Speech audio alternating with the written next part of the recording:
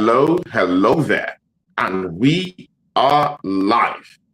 So yeah, ladies and gentlemen, you're welcome to another episode, people, yeah, of the Arsenal Sports Machine. People, guess who's the first person to pop into the show? My guy. No other person than BBK Sport. People. BBK Sport hasn't told me when we're seeing this week, so I'm just saying, yeah, because me and Big Bro have to have a chat. How about that?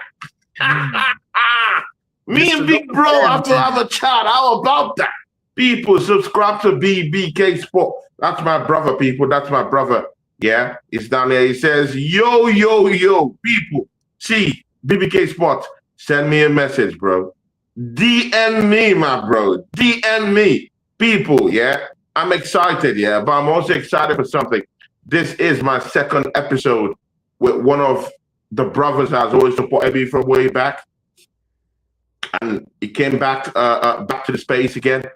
And of course, this brother, I just said, you know what, yeah, come on, man, let's do some shows together. And people, it's the second episode of the Arsenal Sports Machine. People, welcome the brother himself, Dr. Seymour, the resident proctologist himself. People, talk to him. You know what? Yeah, Dr. Seymour, talk to these people. Talk to them, bro.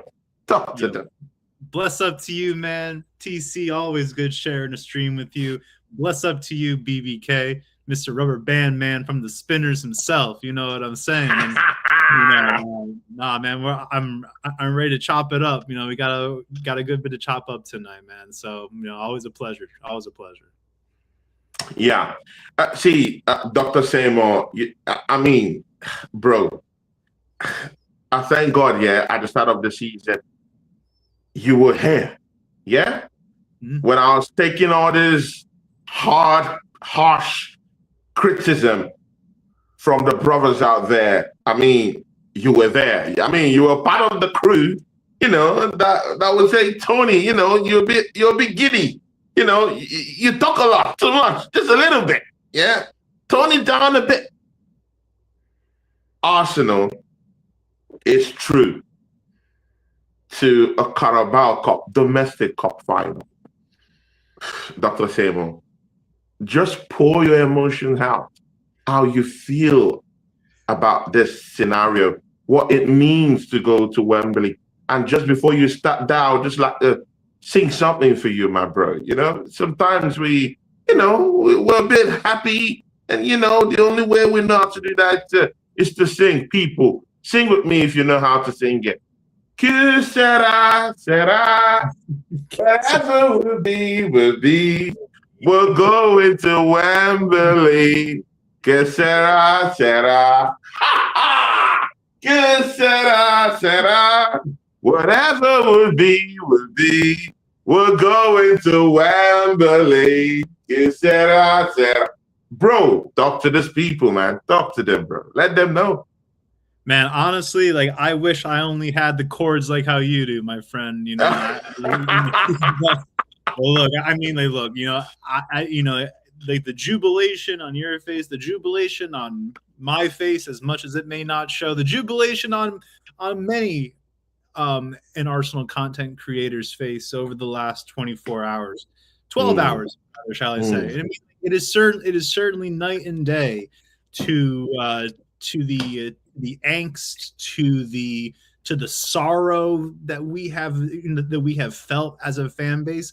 And as I was saying as well, I mean, like, this is the first finals appearance that we have had since the COVID era.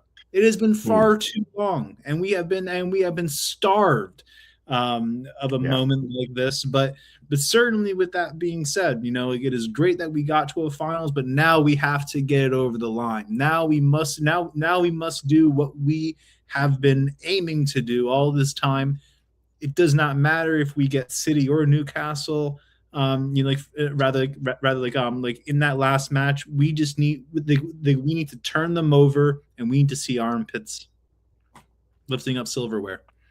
Armpits at the end of it, yeah. And of course, that final is going to come up in March, yeah. See, before we go into the nitty-gritty of that matchup, yeah, have you really I mean, have you really wrapped up your head around this scenario? Yeah. Like, maybe by the time Arsenal might be walking straight into that about final, Arsenal might already be 12 to 15 points ahead of Manchester City or whoever is going to be contesting with us for that title. Do you know what it means for us to be in that final with about, let's say, 12, 15 points ahead before that final? Have you wrapped your head around it? Have you thought about it in a way? I mean, the thought of it is nice. And simultaneously, Tony, I would think you would agree that by this stage, we should already be 12 to 15 points ahead of City or whomever is in second place. But to that end, like we have been playing with our food in the league, and that's what has been making me a little bit annoyed, a little bit peeved that there has been so much complacency over time, and that and that Arteta hasn't just put the sword to rather to our rivals and say, like, look, you can do whatever you want to do this season. We don't care, simply because this title is ours. And the fact that City are only 6 points off of us, having a terrible season, I still find that a little bit concerning. Just because they haven't been firing on all cylinders and we haven't been consistent either. So the thought of being 12, 15 points ahead, it's a wonderful feeling. And I swear, if it gets to that point in time by March or April, a lot of pressure are going to be off our shoulders. A lot of pressure is going to be off our hearts, but more importantly, a lot of the pressure is going to be off the squad and the manager, because like that reoccurring belief of them being able to go to the line, that is going to become more and more of a reality as it gets closer. So at the end of the day, like, they just need to keep on focusing. They need to treat every game like a cup final. And there is no room for there is no margin or room for error. Like they need to we need to show up Sunderland on the weekend.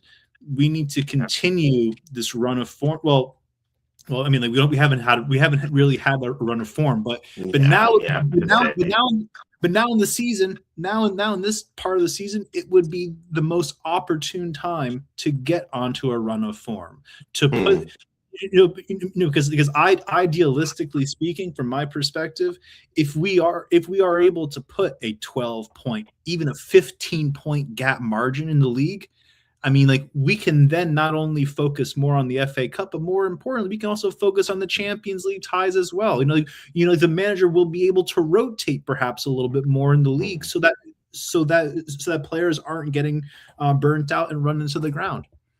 I mean, I hear you. Yeah, I mean, I totally agree with everything you said, but I have a problem in some areas there. You were like, in your first few sentences, you were like, we should have been in some certain kind of point if we did not throw them away or something like that. I have problems with that. I don't think we threw those points away. I genuinely think that this season, these mid-table teams and even these relegation-bound teams are scrapping, and they're scrapping good. I mean, if you check season after season after season, yeah, it was more easy to actually beat the smaller teams or mid-table teams. Arsenal, even with all these allegations of Arsenal is boring or whatnot, we played quite good football, that kind of football in the 2022-2023 season, and we ended up with nothing at the end of the day. So, I mean, we see this. This lower mid-table teams, not coming to do anything in that 2022-2023 season, bro. Yeah, very poor. We could actually be rest assured that it's going to be 3 points at the end of the day. But the problem with it right now is that they know how to set up against top four sides, mostly in this season. We're seeing surprising results. Like Aston Villa, with all that form, with all that grit, with all that, with all that confidence they have in that team, they're still dropping points to 10-man Brentford team, bro. Sure. Yeah, that's the reality. We have teams like, like West Ham, scrapping it up with Chelsea. That's a legitimate potential top 14 this season, bro. So, and Chelsea just left it late, to just win that game against West Ham. If not, they would have still been in the hole. We have teams like Manchester United, not even in the bottom half of the league, bro. Yeah, but we know that the form is quite, shady a bit. But since when they had a new manager bounce, you saw what happened. They're taking points away legitimately from Arsenal. Took away points from Manchester City. They've gone 3 games, without a loss right now. Also pummeled Fulham in a very intense game at the end of the day. So when you say that, we wasted these opportunities. I mean, you look at Liverpool. Liverpool, whether we like it or not, Liverpool are still champions of this league. For some reason, they are. And despite that, like, Liverpool had taken 4 points off of us this year, 4 points out of 6. Yeah, I hear you, but they're still champions, though. Well, they're still champions. Right. It's not here playing bombs, though. It's not here playing bombs, though. They're still champions. No one is saying that. Look, there are. I mean, I'm not calling any teams bums, but what I am saying, pertaining. I know you're not. Pertaining to that 12 to 15 point margin, as I said, this margin should have already been established, and it would have been established had we not dropped silly points. For example, despite Liverpool being, the reigning champions, they have been drastically underwhelming. They had beaten us 1-0 at Anfield, and then they had drew with us at home at the Emirates. We had also dropped silly points at home to Man City. We had also dropped silly points against Sunderland. We had also dropped silly points against Chelsea at Stamford Bridge when they were also a man down. So again, all of these points accumulate, and and that's why I'm saying that that to that end, we should have already reached that certain we should have already built that disparity between ourselves and the rest of the league, and we haven't. So that's my only concern, as well as the concern that we haven't really built a run of games over the season. But now is a great time, now more than ever. We already have a 6-point cushion, but let's build upon that. Let's not inspire Man City or even Aston Villa, for that matter, thinking that they still have a shot in this. I mean, it is what it is. I hear you, but again, we'll tackle that later on here. Let's just first get into this Chelsea matchup. How did you see it? What happened? Give us a breakdown, analysis of how you saw the game. Yeah, well, let me tell you, watching Arsenal can really cure insomnia. Unfortunately, so. And and at the end of the day, especially for a match like yesterday, I can appreciate why some folks don't really, didn't really care as far as how we played as long as we got to the final. Because at the end of the day, and it's in its most root-based form, getting to the final was the most important thing, right? So certainly that is worth acknowledging. But to that end, and a few people like myself have kind of, I won't say lamented, because again, we're in the final, that's the most important thing, but it would have been nice just to put a little bit of the sword, into the belly of Chelsea. I mean, we know that we can stink out the place, and that we can get a shoddy own goal, corner set play, goal. We know that we can do that, and I mean, it's just there were times where it feels like this manager plays with fire, playing with our dinner, as opposed to just setting this, rather again, putting the sword to opponents letting our team breathe a little bit more easily, and letting the fan base, like watching the team, like breathe a little bit more easily.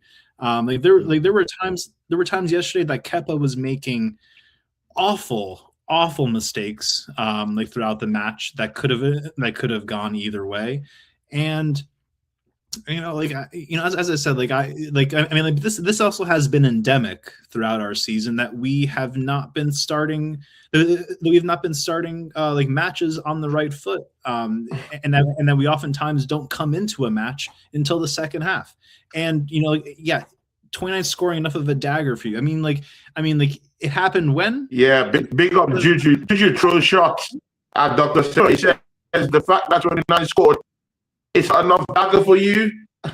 How do you answer Juju, man? Juju came out smoking.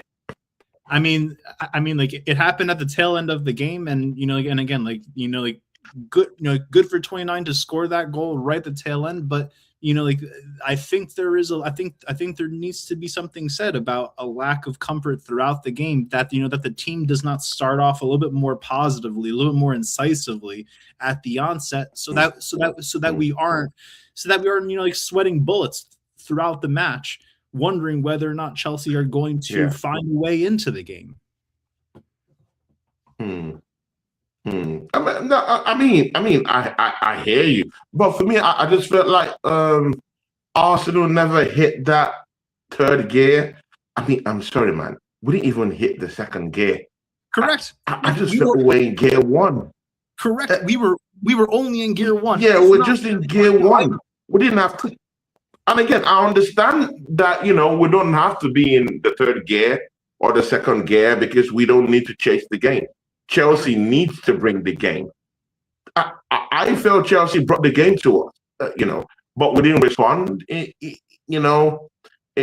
the way that we should naturally respond to such a response from Chelsea, coming out smoking in that way. But again, I feel we have enough games this season to still scrap it out, personally. Yeah. So if you don't have to come out and scrap it all up and go into the third gear in that matchup, where you could just steal things up without expending certain players, without expending other players to injuries, and without making it such a skirmish in a way that would be detrimental to the team, I felt,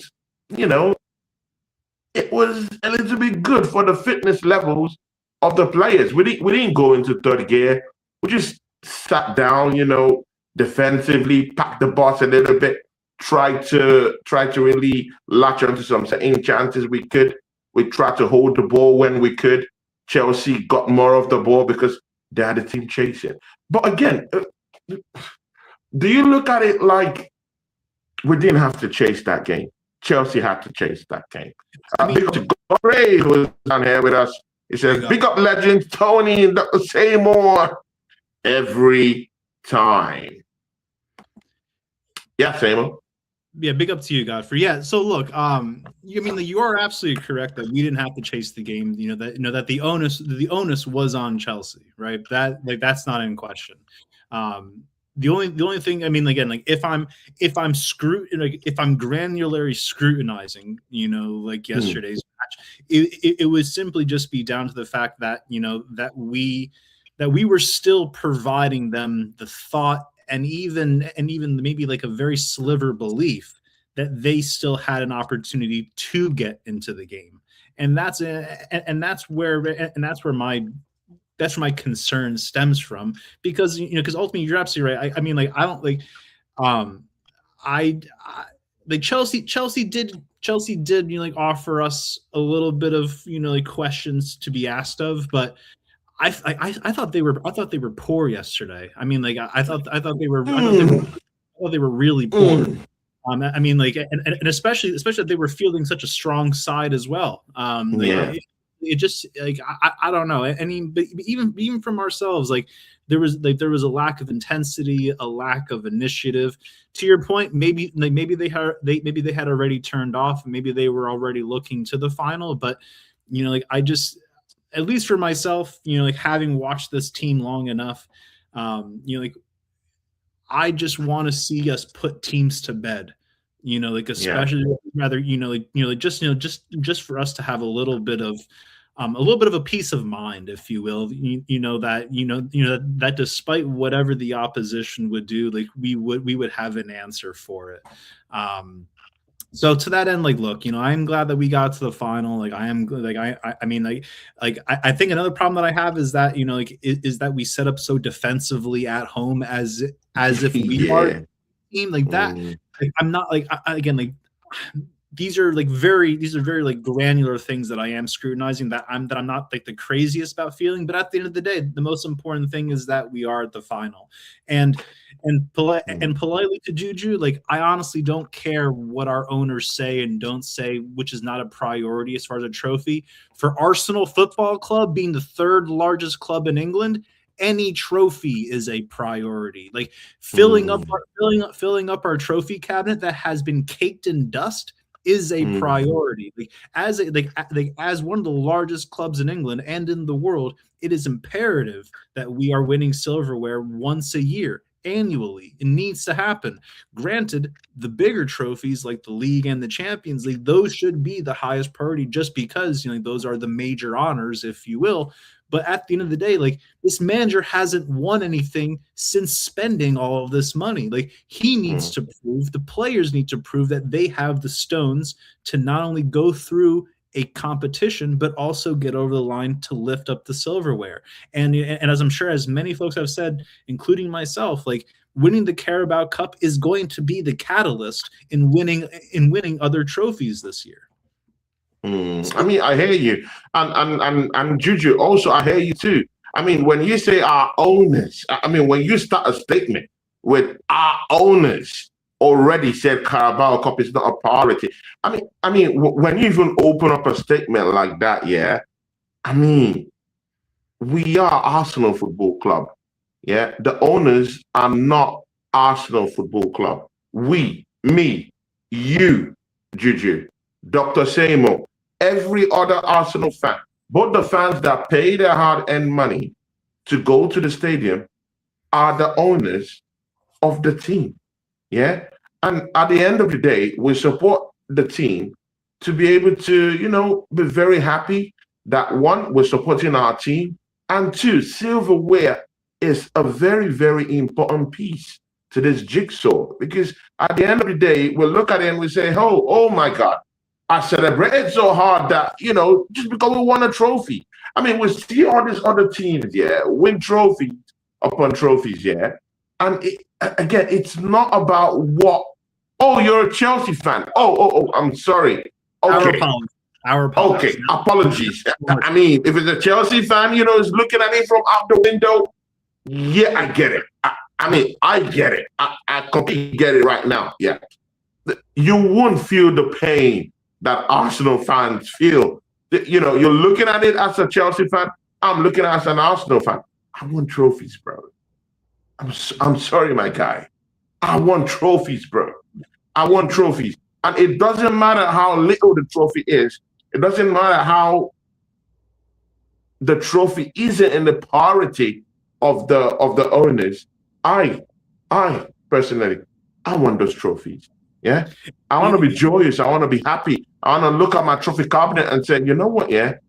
Okay. Even if this trophy is, it's more like the smaller trophy, I don't care. And you know what? Yeah. In as much as we've got into the finals, Juju, yeah, of this cup game, yeah, I think it is one of those kind of cup games, yeah, that instills some certain kind of confidence in the team to go more and win the big one. That's why I need this trophy. It's not like it's the and even if we went out of the cup game, yeah, I'll feel bad, but it will be a missed opportunity, because it is this kind of cup games that just stirs something, that just ignites something in the minds, in the hearts, in the mindset of those boys playing. Yeah, understanding that mentally they can do anything. mentally, they could go on and win trophies, not just the Carabao Cup, but they could go on and win the Premier League. Come on, bro. We're first in the Premier League, first in the Champions League. We're already in the fourth round. We're already in the cup final. Bro, you could just spur them on. Even Pep Guardiola has come out in the presser and said, you know what, yeah, I use this trophy, this particular one we just got into the finals, yeah, Carabao Cup, the EFL Cup. I use it as a trophy launcher, bro, because it instills that confidence in my side that actually goes on to win trophies. That's what Pep Guardiola said. So if presumably the best manager in the world, people, the best manager in the world, people. I don't care whether you're a fanatic of Alex Ferguson. I don't care whether you like Jose Mourinho. This is the guy that has been there, done that, and is still doing it at a higher level. I'm talking of Pep Guardiola. And that's what he's saying. He's not taking these little cups as baby trophies. No, they're valid trophies. And they're the ones that instill confidence in the team and ignite the team to go on and win the bigger ones. So it is what it is. But when you bring in the owners, bro, I'm skeptical because the owners have also overseen the failure that we've had over the seasons too. So they don't have any, they don't have to tell us whether anything is a priority. Win all the cups, win all of them, win them all. That's what I want. Yeah. But again, big up to you, Juju, for at least bringing up this argument. I mean, I'm this kind of person that I see arguments in terms of perspectives. People have different perspectives, and I respect it. Dr. Seymour, don't you think that the Carabao Cup is the kind of cup that spurs you on to win the big one, though? Oh yeah, it's definitely a catalyst, especially in the consideration that this manager and the majority, if not all of these players, have yet to play in a final for this club. There have been other players in the squad that have won silverware outside of Arsenal, but this is the first time that this group of players are going to be together in a final. And for this manager, the first time he's going to be in a final with an audience around. Because as we know, the FA Cup, that was during COVID, there were no people in the stadium. So look, as Godfrey has said, this was a massive reaction. Rather, the reaction from the players is huge. And again, certainly to your point, they need to win this. They need to win that finals match, and they need to use that as the impetus to winning the other trophies. There's a few folks here. BBK will know one of them. He has been blazing the path toward Arsenal doing the quad this season. And in theory, we should be, just by default of how much money we've spent, how much time this manager has had, we should be doing those things, right? It is, but at this stage, and as it has always been, it has been on the manager and these players to show and demonstrate not only to themselves, but to the fan base, as well as to opposition and the like, saying that they do have the spine and the stones to get over the line. And once they do, we can then lionize them. We can give them all the credit that they have earned simply because they have gotten over the line. So yeah, you're absolutely correct. This trophy, in theory, should be the catalyst to not only winning the league, it should also be the catalyst to winning the FA Cup as well. We should We should be doing a domestic treble for sure. And I think a few other folks have said it, in the past. This team is starved of silverware. These players need to learn that psychological comprehension of what it means to get over the line, because not just them, but as our fan base as a whole, we have forgotten what it looks like and what it feels like to win silverware. People have been celebrating progress in the table as success. That people have been celebrating. Oh, well, you know, we were in the quarterfinals last year. Now we're in the semifinals. That's progress. Like people have been celebrating that as progress, when the only real progress is dusting off the trophy cabinet and putting new silverware in it, simply because we haven't won the league in 20 plus years. I'll flip this on you. I'll flip this on you, yeah, brother. I'll flip this on you, yeah. I mean, when you say that, yeah, I clearly understand where you're coming from, because I've been there too. But if I flip it like this, yeah, and tell you, Dr. Seymour, at the end of the season, if we come out treble champions this season, yeah, if we come out treble champions this season, look at this flip. We win the European Champions League, we win the Premier League, and then we pick up the EFL trophy. Let's say we do that by the end of the season, yeah. Would you say that it has been a process welling up to this point where we could be able to get a treble? I mean, it's been a mad, drawn out process. No, it's been. No.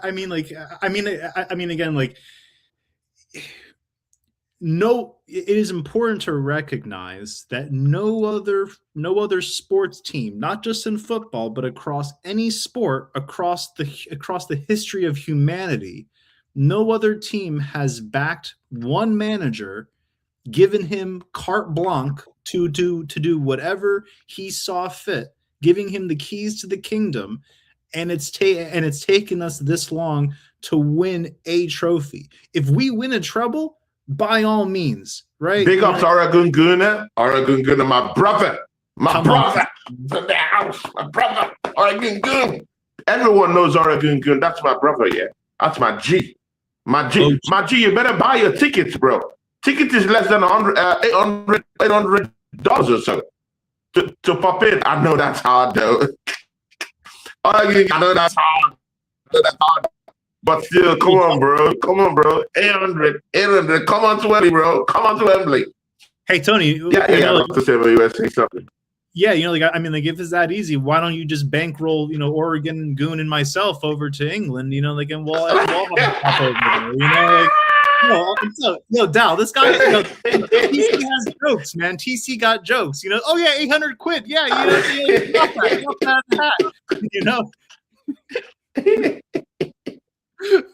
Yeah, Dr. Seymour. I mean, see, there was something Godfrey was saying down here. Godfrey said, it was here. It said if Chelsea wanted a high tempo game, we could have matched that. That's on them, and they couldn't break us down. I expect different match versus Sunderland. Versus Sunderland, and for the final. Yeah, I mean, I hear you. And mind you, Sunderland will be coming down to town without Granit Xhaka, so that's something different. It weakens the team, so we might see a slightly different Sunderland team. No one cares. No one cares about that D-rate Michael Carrick, bro. He's absolutely woeful. I mean, honestly, he's probably by far one of the most overrated midfielders that we've had at this club. And there are people in this fan base, they laud him as a legend. I mean, it's an absolute disgrace. Again, personally, I do not fuck with Granit Xhaka. Absolute waste man. And if we all remember, he was signed simply because Wenger did not want to throw out a few extra million quid to N'Golo Kante's agent, and that should have been the midfielder we should have signed. So there is still a little bit of bad blood that I don't really support. But but I mean, this same Granit Xhaka you're talking about in this tone went on after leaving Arsenal to go be a German invincible. I mean, that plundered all those trophies in Germany in one season, bro. So it is what it is. I mean, I just feel it's about the structure, the kind of team we had. We didn't complement, the players that we brought in. If maybe we had a potent striker, if maybe we had such a good defense as at the time he came on, maybe things could be different. Well, Maybe.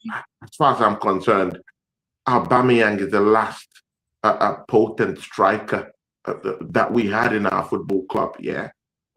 After that, bro, we never really had anyone to really help out. I mean, in our attack, every other player were failures. Even Arsene Wenger didn't even reinvest after Van Persie left the football club.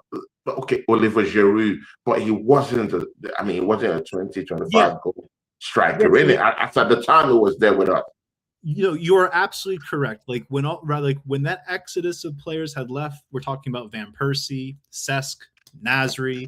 I mean, like we can even go far back as as like Gilberto and Vieira. Like there were such massive positions in the squad that were not properly refilled. Because as as you had mentioned, like we had replaced Van Persie with Giroud. We had then replaced Cesc Fabregas with Mikel Arteta. We to an extent had replaced Nasri for the most part with Arshavin, but to that end, like there were still very gaping holes in our squad that were very gaping holes. No reinvestment, bro. Yeah, bro. See, yeah, and you know what? I don't want to look like a guy, yeah, because personally I've wanted I want the manager out, yeah, but I'm looking at it like, Arsenal had worse teams than what we're seeing today, bro. There were times I had sleepless nights thinking that Rob Holding and Callum Chambers are in my defensive units, bro. There were times when defenders like Squillaci was down here for us, bro, playing for this football club. Kolasinac, Tavares, bro, bro, yeah. I mean, it was pain dealing with those kind of players. Yeah, pain, like serious pain. Yeah, and the thing there, deep down inside, I knew we weren't gonna win nothing with those kind of players. Yeah, we could have we picked up certain kind of FA Cups here and there, but that's not where we should be as the Arsenal, So, but I see the kind of crop of players that we have right now. For some reason, I still have to credit Mikel Arteta for it. It could be painful. It could leave a bit of taste in your mouth. I completely get that, but he brought the certain kind of players, to the team that I mean, it's shameful to admit it that it's the manager who hasn't won us trophy that did that. But again, he did that. He did it. Simultaneously, we can also say that he has spent far much more money than what was needed to build a squad like this. Because if if you'll recall, granted, like there have been signings of recent era that have been that have been very good, that have been squad raisers, if you will. Like Declan Rice, quality signing, right? A1 signing for sure. Like definitely a player that had met that price tag. But simultaneously, we have also signed players like Fabio V. We've also signed players like Bambi Lakanga.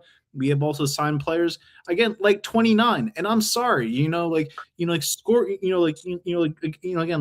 that goal yesterday. Fine, good way to seal off that tie. But for the fact of the matter is, like it was a 65 million pound price tag on him, and he's getting paid 280K a week. So to your point, there have been good squad additions. There have been, but simultaneously there has been a lot of very poor talent identification, and we could have signed far better players to the point where we probably could have won silverware prior to this year. So again, I think there's a little bit of balance that needs to be applied when. So you're not gonna. So if we win a treble this season, again, by the way, I still even ask you. I still have to even ask you if you believe this team can win a treble. I'm coming to that. But when you look at this team right now, if we win a treble right now, you're not going to look at it and say, you know what, yeah, those 6 seasons that we didn't pick up these trophies, apart from the FA Cup he won, yeah, it was worth it. Because not every team, yeah, that picks up the Premier League wins a treble. Sure. Look, I mean, look, So would you say the process was worth it? No. If we win a treble? Well, look. I mean, look. Dr Seymour. Oh my days, bro. Because again, like what I can't forgive for any sport team that I follow, right? Yeah. I can't forgive a team who was in 1 year on top of the league for 93% of the season and didn't win the league. I have a problem with that. I also have a problem with the fact that this team was top of the league in week 36 and still didn't get over the line. You know, we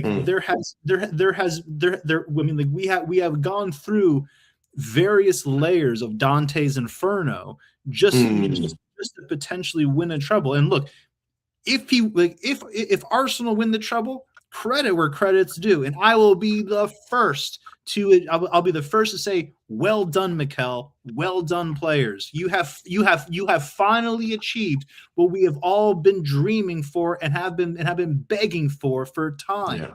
And especially to win a treble, something that this club has never done previously. Yeah.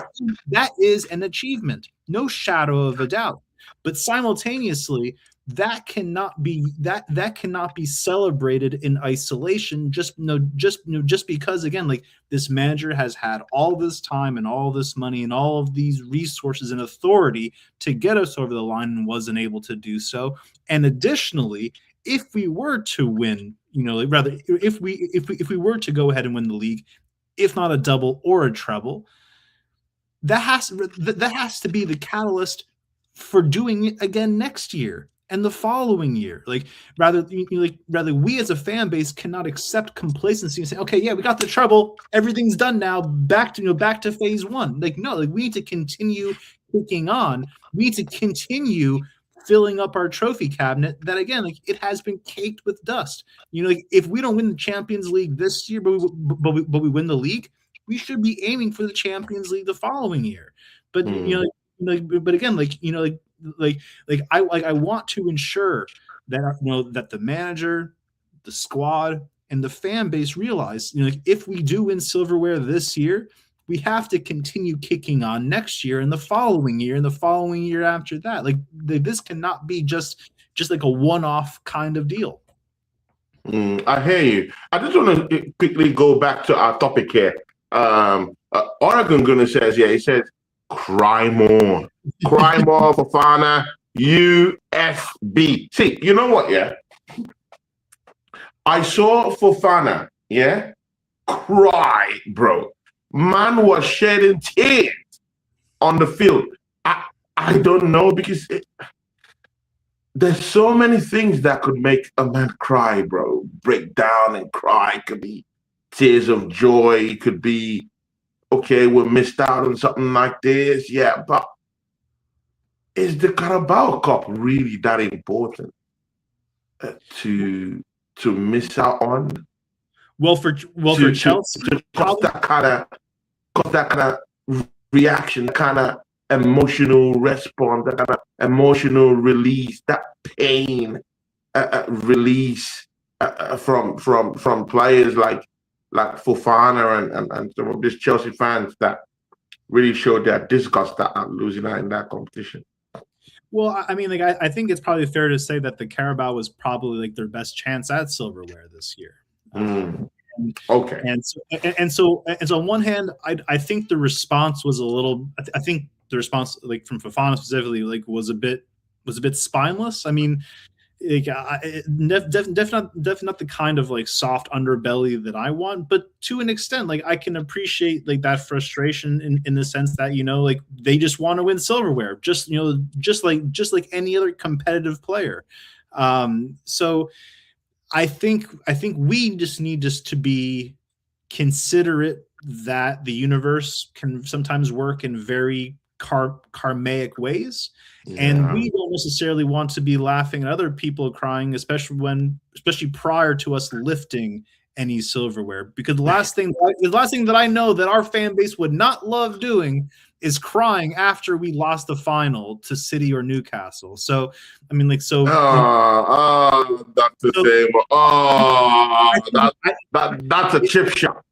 Dr. Seymour, let me ask you this. No, Dr. Seymour. Let me be in the game. Dr. Seymour, we've qualified for the finals right now. Do you think there's a chance we bottle it in the final?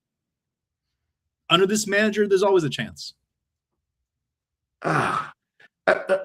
Give us keynotes to that, bro. Break it down for us. Sure. Let's get to understand what you mean by that, bro. Sure. So I mean, like, so I think, you know, I think that one of the least spoken of qualities, whether it be with respect to players or manager, is the psychological aspect. You know, like, and as we know, pressure bursts pipes. We also and the players and the manager themselves know that they need to win it, right? Like the impetus and the onus is on them to demonstrate that they have what it takes to get over the line. So what, like, so again, like, I mean, like, as much as I believe that reaction yesterday after that match, like that is a huge sigh of relief for them, but the work is not over yet. And in fact, probably like the hardest part of this effort, being in a competition, is playing in the finals and winning. You know, like there is no like two-leg consideration here. Like it is entirely a one-off match. Whoever's the best, like, at that day will win. So I mean, like, so as much as I believe that we are going to win, as much as I believe that we are, I honestly, I don't think it matters if we play Newcastle or City. I think we're going to win. I actually feel a little. I would think I would actually prefer Manchester City over Newcastle, just because Newcastle, you know, like, they want to get as much silverware as they can, just because like it has been so foreign of a concept for them over time. You know, and I feel that they would be slightly more. I think they won it last season. Well, they won it last season. Well, so over on like an aggregate scale, like over. I get that. Right? So I mean, like, but to that end, like, City as well could also be just as much a danger, just because their season has been so awful, and much like ourselves, they could use winning the Carabao Cup as the impetus to potentially get over the line in other competitions. So I mean, my words of caution are more so along the lines that, you know, like, again, like, not to get complacent, not to be like so laser focused on how other teams are responding, like Chelsea, how they have responded after losing to us. The most important thing that we can do is just focus on ourselves, focus on what's ahead, and make sure that they do the job that they're getting paid very handsomely to do. I mean, I hear you that we should, you know, be a bit cautious about, you know, about how we you know, respond to this emotional, you know, reactions from Chelsea, the Chelsea team, the Chelsea fans, or whatever, because we have a final to go. It's completely understandable until we do the job, you know, before we can start, you know, talking tough. I completely get that, but again, like you said, it's been so long we've been in spaces like this. It's been so long that we've been in finals. Has Arteta ever gotten us to a final before? I don't think so. Apart from that season where he won the FA Cup. Yeah, that was it. Which in which it wasn't really him that took us to the final, really. I don't really think it was him. He won it completely. I get that. But after that season, yeah, which other competitions has he been able to steer us into a final or something like that, and get the win at the end of the day? Okay, we can talk about that Europa League, final with Villarreal. That was 2021, I want to say. That was 2021. That was Unai Emery, actually. That was Unai Emery. He took us to the final with Chelsea and we fumbled that final, innit? Can you check? Yeah, I don't think Arteta has taken us to a four. Has he? No, it wasn't Villarreal. It was it was Chelsea in 2019. And that was in 2019. There was one we went through with Villarreal that we were beaten. Oh, that could have been like the quarters or the semis, but you are right. Like that Emery, rather he was coaching that Villarreal team. Yeah. But there was it? Which one did we get to the final again? Was it in the Europa League or so? Because I know Chelsea beat us in the Europa League. That's for sure. I don't think we've been to another final after. Rather, I don't think we've been to a final since the FA Cup win. Since the FA Cup, yeah, I don't think so. So this manager hasn't even taken us to a final before. Yeah, he hasn't. So I think he's bulked at the semi-finals, quarterfinals, and of course in the Carabao Cup fourth round or whatever. I mean, when we had Manchester United. So getting into the final is sort of a big deal for Arsenal. Let's not take that away. It's sort of a big deal, because over the years we've not been in a final. So, and again, you can't tell another fan how to celebrate or how to be happy or not to be happy. Naturally, you can't really tell them how to, because it's been so goddamn long. We've been in situations like this where we dominate certain competitions in terms of its overall stance. Yeah, you're the first in that competition to look at. Like now, if someone pits Manchester City to Arsenal are the favourites to win that trophy, bro. Based on where we are aggregately, when you check every other competition, where we are, our position, you would naturally want to give it to the Arsenal. So we have a big chance of winning these trophies, and it's a very, very big thing. Dr. Seymour, do you? It's one thing to say that Arsenal is going to the final, yeah. It's another thing to say Arsenal is going to win this competition. Do you think we can do it? Do you think we can win a treble this season? So personally, truthfully, do you think we can win it? Personally, I do believe that this squad is good enough to win silverware. I believe at this stage of the season, 6 points ahead, still in the FA Cup competition. I think we have Wigan coming up, not too far down the road. Not too far down the road, yeah. This squad has the pieces to win silverware. As I've expressed before, I do believe that we could have recruited a lot better. That would have only cemented that belief a little bit more concretely. But to that end, if we do win the Carabao Cup, I do think it's going to spur us on to not only win the league, but I think just as well the FA Cup. I think it is certainly viable. But as I said before, as many have said before, the greatest Achilles heel at this stage of the game are ourselves. And the manager, it really is like Arsenal and Arteta versus Arsenal, to winning silverware. And so while I do believe, that the back line is solid. That's really not in question, right?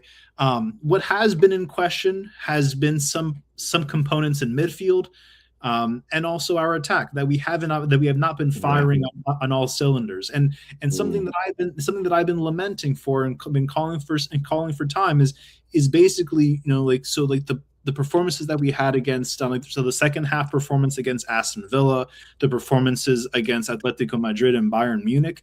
I wanted to see those performances spread across consecutive games. Like I want us to I want them to show that they can that they can release the handbrake and that they can put teams to bed early on so that we can rotate teams so that we can rotate the squad by like the 60th 65th minute, get tired players off, don't have to run them into the ground, don't have to create so much fatigue in the squad, and that's where I have a little bit of trouble with this manager, simply because I have not seen him put these types of case studies to bed in the sense that he has been more or less repeating the same errors in phase 6 or phase 7, whatever phase that we're in right now. Like he has been repeating some of the same mistakes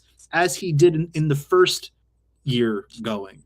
And that's where I think a little bit of my concern is. But to your original point and question, I think we do have the capability of winning it. My doubt just comes more so internally, based off of the manager. If we can perform on the pitch, if we can perform consecutively, putting having like a 2-3 goal difference, rather in a match. Not saying that we're going to be slapping up teams left and right every game until the end of the season, but just to demonstrate a little bit more consistency in that realm, that would give me a lot of peace of mind, as I'm sure it would give a lot of other, folks that support Arsenal a little bit more peace of mind, demonstrating that Arsenal do have the capability to go to, the 4th or even the 5th gear when it matters. I hear you. I hear you, Dr. Seymour, because at the start of the season when I said, hey, this season we're gonna win a treble. When I said to maybe people like you, they were like, what's on the call talking about? But you're not looking at it like that right now. It looks different. The way you're approaching this question now, you're looking at some certain perspective, like maybe we might win a treble this season. There's that possibility we could. It's normal. Like, oh, what is this guy talking about? This guy must be off his rocker for dare saying that we're gonna win a treble. No one is doing that right now. Everyone is looking like, oh, okay. Now they're in the Carabao Cup final. Now we're in the 4th round with Wigan. Okay. Now we're leading the league, by about 6 points. And there's every credibility in this that Arsenal might be 9 points ahead this weekend, because City goes down to Liverpool to play that all-important game against Liverpool. With the form Man City is in right now, I don't think they beat Liverpool away from home. I don't think so. We're going to see that happen. So suddenly, you're looking at Arsenal, looking at a 9 points. 9 points, bro. That's what you're looking at, bro. There's no denying it. There's that atom of belief that's now swirling around our treble thought. There's that belief that's now, coming in, mostly when you're winning games and mostly when you're getting the space. Actually, we didn't get to last season, though. We didn't get to the Carabao Cup final last season. 2 seasons ago, 3 seasons ago. We didn't get there. The Champions League, we boxed straight right in, but we weren't first in the Champions League group table. Now we're first. We're dominating every area that we ought to be dominating. We could be able to win a treble. I don't want to go as far as saying we could win the quadruple, bro. That would be insane, bro. That would be insane. But what I'm saying is, right now, you are looking at that possibility of winning a treble or a domestic double. That's a crazy idea all of a sudden. It's no more crazy. It's no more, oh, Tony God was mad, is mad, it's crazy. I mean, come on, bro. Yeah. To you, is that shock in actually saying that Arsenal might win a treble? Is there a shock right now? Do you think, yes, it's within the offing that we can actually get that? I mean, like as I'm one to say, you know, like supporting this club for me, like seeing is believing, and you know, like, and the fact that we're seeing what we are seeing at this moment, in the sense that we are top of the league, 6 points ahead, and that we are in the Carabao Cup final. That I mean, like, there's still a long ways to go with respect to the Champions League, as well as the FA Cup. But as far as where things stand right now, they do look rosier than how a lot of people, including myself, had imagined things would be going. Well, I am perfectly happy to hold it, simply because, again, I don't give a flying F the personnel on the squad or who the manager is. I don't care if it's Wenger. I don't care if it's Daffy Duck. They just need to do their Duck. Get over the line. And the fact that we are looking where we are as of right now, the signs look good. But simultaneously, as I said before, we cannot get complacent off of where we are now. Let us, let us do what we need to do throughout the end of the season, and then we can celebrate. Like, I don't want to get the pom-poms out. I don't want to get the fireworks out yet. Pom-poms out. No, I'm serious, my G. Ladies and gentlemen, Dr. Seymour here, bro. Just like calm the energy down. Look, much like yourself, right? I want to be jubilant. I want to be as demonstratively expressive of the happiness of seeing Arsenal lift silverware, right? Like that would bring my heart a lot of fulfillment, no shadow of a doubt. But let's just make sure that we are feeling the same way that we're always back, rather later on, 3 months, 4 months down the road from now. Big up to you, AFC 87 always. You're absolutely right. AFC always. I'm not looking crazy now, innit? When I told you that we're gonna win a treble this season, I mean, you looked at me crazy, but right now no one is looking at me crazy now. It's within the possibilities of getting a treble or a domestic double, innit? I mean, AFC always. Where is the justice for me? Where is my own justice? But I just put that out there, yeah, just to stir the pot just a little bit. Just stir the pot a little bit. Yeah? Yeah. Your justice will be vindicated when we are seeing armpits in May, my friend. Like, that is when your justice no. But see, Dr. Seymour, there's this thing, yeah. There's this thing about enjoying a journey. I've seen your message. We'll be closing out before 20 minutes. Dr. Seymour, yeah, there's something about winning, yeah, but there's something more amazing than just winning. It's the process you get through to get to win. You get to appreciate it more. You get to look at it. You say, "Oh yeah." I mean, it's just at the 50 Shades of Grey. Yeah, it's not the end. It's not the end that justifies everything. It's the gimmicks. It's the little tiny details that get you to that end. And that's all I'm saying. The journey itself to winning those trophies is as important as winning the trophies themselves. I mean, come on, man. Come on, man. You have to enjoy the process. You have to enjoy the failures, the wins, the regrouping, everything.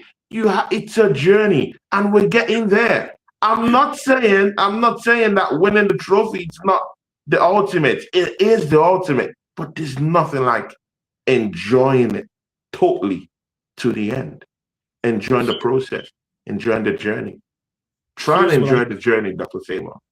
You might just have a different kind of appreciation towards different things. Not just looking at the goal and saying, hey, I've got the goal. Yeah, I've got the goal is the thing, but sometimes you just have to look at the journey, bro. It makes it all worthwhile. It's what makes you look back and say, okay, I went through this, I went through that. But at the end of the day, I got it done. Right. So, I mean, like, so I can personally relate a lot to that, you know, like having gone rather like having put myself, like through my academic, like degree programs. Yeah. And I certainly appreciate, you know, like of enjoying the journey, but here's the real distinction, at least for myself, right? This journey isn't just isolated to Mikel Arteta. Like, this journey has been since leaving Highbury after we demolished it. True. Yeah, right? I get that. So, like, so when I look at this year, as I have looked at previous years, like I'm like this journey that we have been on, it has been similar to Odysseus. Like wandering the desert and sailing the seas for 40 some odd years, and when he finally gets home, like, yeah, it's that satisfaction of winning silverware that yes, like that will make the journey seem like it has merit. But it's important to acknowledge that that we have been wandering this earth for so long, for the last 20 plus years without winning the league. We have gone on this long just in Arteta's reign alone. We have gone through £1 billion plus expenditures over 6 years, and this is the first time that we're getting to a finals. Like not even like an FA Cup final, not even a Champions League final. We're getting to a Carabao Cup final. And granted, it is the first competition that you can reach a final in a season. So, but to that end, this journey has been a pain in the ass. It has, and for the most part, in my perspective, it feels like a lot of it could have been so easily avoided. So the way that I see this year, at least, like if we do win silverware this year, it'll be like Tom Hanks in Castaway, finally being saved from the island, finally tasting food, right, for the first time in years. That'll be the satisfaction of having that basic nourishment. But the following year, if we were to win silverware, now that is a journey that I can look forward to, simply because like we have already established a foundational, like nutritional aspect, getting in silverware that we have been so longly missing for so long, so unnecessarily long. I'm basically a starving child, metaphorically speaking, and shout out to all the kids that are experiencing childhood hunger in this world. It's absolutely disgusting how something like that even still exists in this day and age. But I feel like a starving child that I have been resorting to eating like pancakes made out of mud and water for basic sustenance. So I mean, like, so I definitely think, and also as well, like when we do look back at this, let's say for example 15 years from now, right, we look back at this and say, yeah, you remember that year in 25-26 when we had won the domestic treble? Yeah, we shithoused our way through it, but we fucking won it, and that's all it's gonna be. And let me tell you, like if we do end up shithousing our way to a domestic treble, that is going to be taking the piss not only out of this league, but just out of football in itself. That we had an imaginary figure like Own Goals being one of the highest goal scorers in this club. I mean, like there's going to be a lot of banter from it, but at the end of the day, we're not going to care, simply because we have the trophies in the cabinet at the end of the day. Yeah, I mean, Dr. Seymour, I get you, but I should just remind you that goal from Madueke that was given as an own goal was hacked away and given back to Madueke. So, in other words, it's not our highest goal scorer. I just want to get that out there. Well, Yeah. one of the highest goal scorers. One of. I mean, I get that. I get that. I just wanted to discredit that. By all means necessary. Because we have to leave. We have 8 more minutes by your timing. Dr. Seymour, Kai Havertz came on, scored a goal because Saka wasn't in the match. Martin Odegaard completely out of the matchday squad. What do you have to say? You know, I want this to be clipped up just so that all you top gooners and Arteta sexuals and rectal cavity enthusiasts say that I'm always so negative, right? Well done, Mikel Arteta. Well done to you dropping your captain, your sweet dear Pillowfoot, and leaving him out of the entire match as a whole. Well done to you. Because let me tell you, Tony, not only have we looked far and wide better as a squad on the pitch when Odegaard is not playing, but also we didn't miss Saka either yesterday. You know, and I think and look, as much as I rate him, I think he has plateaued, unfortunately, under this manager. I think that this hamstring injury has also completely done him as far as pace is concerned, and because Arteta has rushed him back into the starting, rather into a starting role, I think it's only further dampered that rehabilitation process that he has needed. And unfortunately, I don't think he has had the time to have that. So to that end, well done to you as well, dropping Saka. I think hopefully Mikel Arteta uses this as a lesson to learn that he doesn't have to rely on some players to get over the line. And additionally, that some of those players that he does hold so near and dear to him aren't really as good as as they're made out to be. What I find still so interesting, Tony, when Mikel Arteta had come out a few days earlier and said, Odegaard drops back deep to collect the ball on his own volition.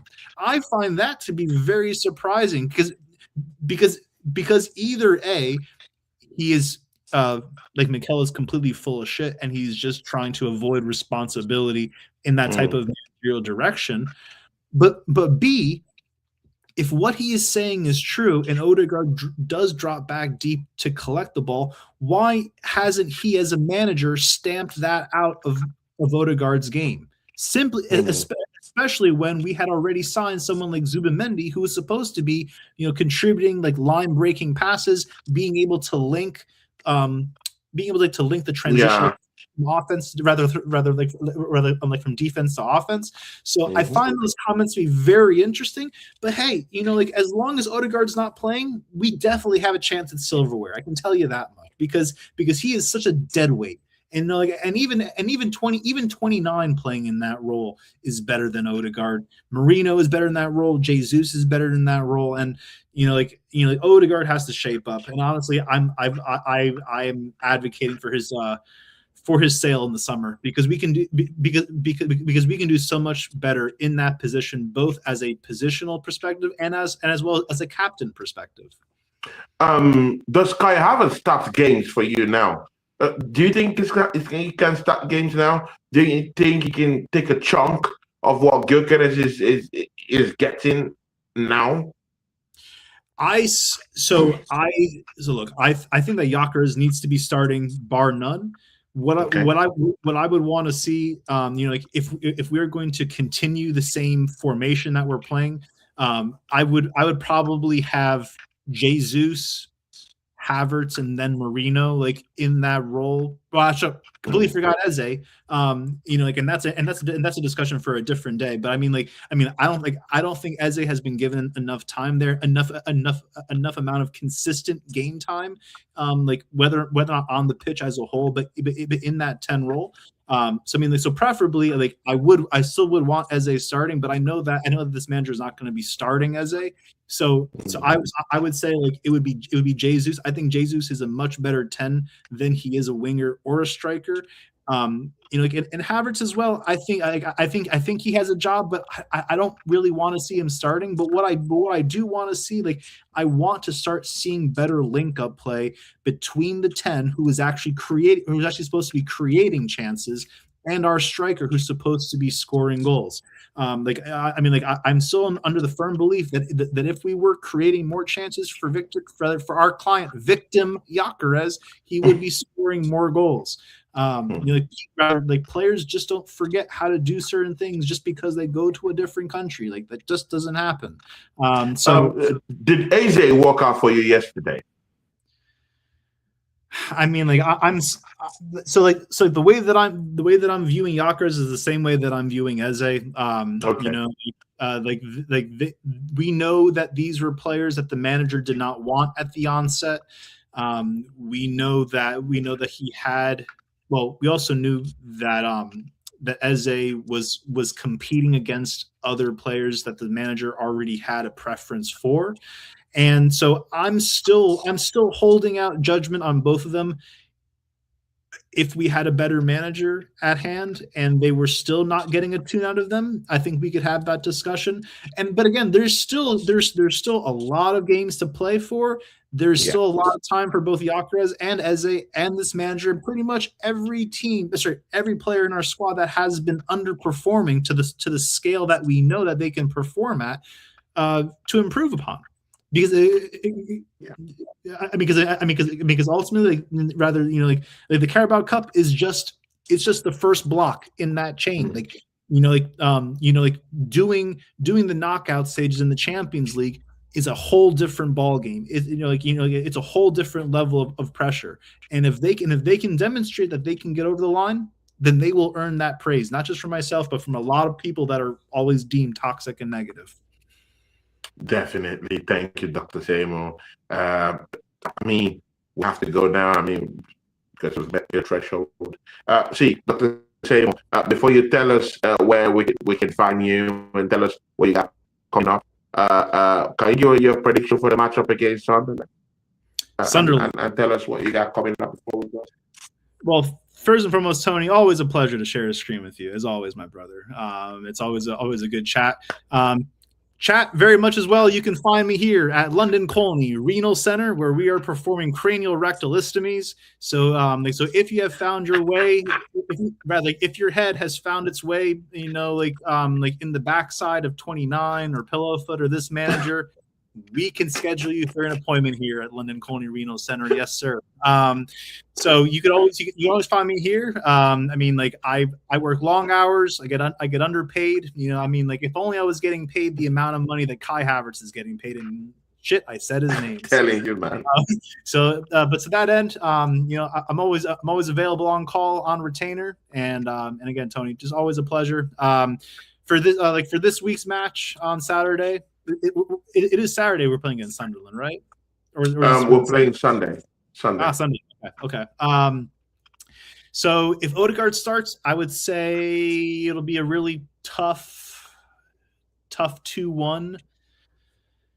I absolutely hate making these types of predictions because more often than not, when I end up being so positive and being so supportive, I always get my prediction wrong. And also as well, Odegaard is truly such a dead weight to this club. People talk about he leads the press. I don't honestly, leading the press is probably so tertiary for what a creative attacking midfielder is supposed to do. I want to see my 10s creating chances. I want to see my 10s dictating the play in the final third. I don't want to be seeing Tim Lewis hairstyle U-shaped football all the time, and that shit really does grind my gears. So if Odegaard is not starting, 3-0. If he is starting, 2-1. Could even be a 1-1 depending on how we're firing, because again, we haven't had much consistency over a run of games over a period of time. Yesterday's match, we were stinking out the place. I hope that we're not carrying that same energy going into Sunday. I want this squad to be. I want to at least see third gear. Not fourth gear, at least third gear. Get us a few goals early in the first half. Do some early rotations in the 55th, 60th minute. Get players that have not had game time, proceeding. Get them into the fold. Get them match sharp. Get them get them all part of one cohesive unit, and then and then move on because we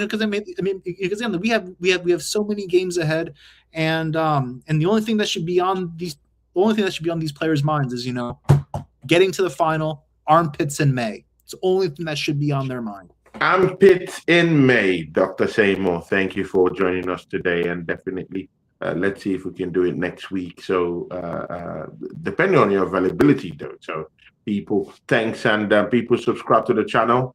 The American Public Servant, though. Am I correct? The one and only, my friend. The one and only. Thanks, Dr. Seymour. And people, I might be back today with Mr. Rashid of the Arsenal Revolution, with Lee Gunner and Notzad, if that show happens today, from Rashid. So I should be going to his channel.